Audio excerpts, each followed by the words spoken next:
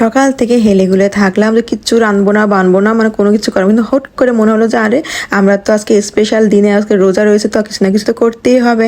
আসসালামু আলাইকুম, কেমন আছেন সবাই? আশা করি সবাই খুব ভালো আছেন। যেহেতু গতকাল ছিল মিলাদুন নবী, তো আমরা ছিলাম রোজা, তো রোজা থেকে সারাদিন তো কোনো রান্না বান্না আমি করি নাই। আর আমার প্ল্যান ছিল আমি ইফতারিও বানাবো না, কারণ হচ্ছে মা রান্না করে পাঠাবে, তো ভাইয়া ইফতারে আগে আগে চলে আসবে, তো ওইটা দিয়ে আমরা ইফতারি করে ফেলবো। কিন্তু হঠাৎ করে ভাইয়া ফোন দিয়ে শুনি যে সে আসতে আরও 1-1.5 ঘন্টা দেরি হবে, তা কিন্তু কী করা, ইফতারি তো করতে হবে, তাই না?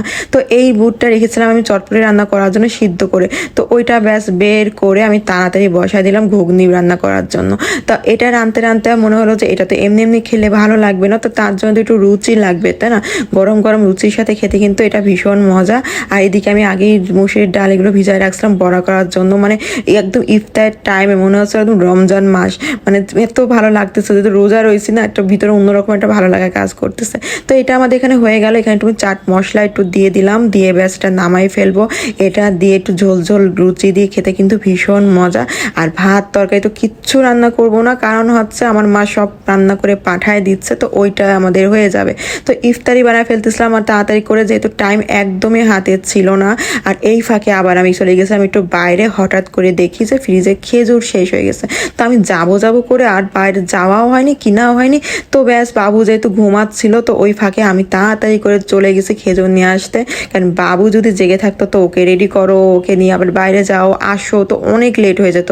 তো আমার ছেলেকে রেখে আমি বাইরে গেছি, কিন্তু বিশ্বাস করেন আমার একদম ভালো লাগতেছিল না। মানে মনে হচ্ছে আমার রিক্সার পাশে ফাঁকা লাগতেছে, আমার কাছে মনে হচ্ছে আমার কোল ফাঁকা ফাঁকা লাগতেছে।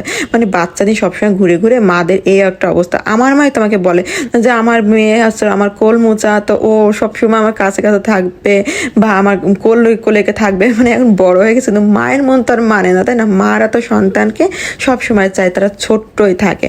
তো এখানে আমাদের রিপটা যেহেতু খুব তাড়াতাড়ি একটা টাইম হয়ে গেছে, তো আমরা জব করে যা পারছি, মানে ওইটুকু সময়ের ভিতরে সব অ্যারেঞ্জ করে ফেলছি, নিয়ে এগুলো সব রান্নাবান্না তো হয়ে গেল। আর এদিকে আমি বাইরে গেছিলাম যখন খেজুর কিনতে, তখন ওই ফাঁকে আমি মিষ্টিও কিনে নিয়ে আসছি, কারণ আমি জানি আমার পুচু যদি দেখে যে আম্মু মিষ্টি কিনে নিয়ে আসছে, আমার পুচু ভীষণ খুশি হয়ে যাবে, ঘুম থেকে উঠে যেমন তোকে পাবে না, তোর মনটা খারাপ হয়ে যাবে না, কিন্তু মিষ্টি দেখালে আর পুচু খুশি হয়ে যাবে, খাবে তো না, বাস দেখলেই ও খুশি হয়ে যাবে।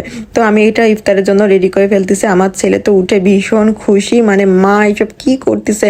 আর আমার ছেলে যখন দেখে কিছু রান্নাবান্না খুব তাড়াহুড়া করি না আমি, ও মানে এত মজা পায়, এত মজা পায়, বাস আনন্দতে ঘর একদম ভরে যায়।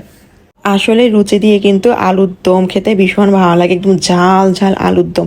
কিন্তু আমি এটা করি না, কারণ হচ্ছে আমি তো মানে একা এগুলো খাওয়া যায় না, দল বেঁধে সবাই খেলে পরে ভীষণ ভালো লাগে। তো এগুলো খাওয়ার জন্য আমার মায়ের বাসায় ঠিক আছে, মানে সবাই মিলে খাবো, শেষ হয়ে যাবে ব্যাস।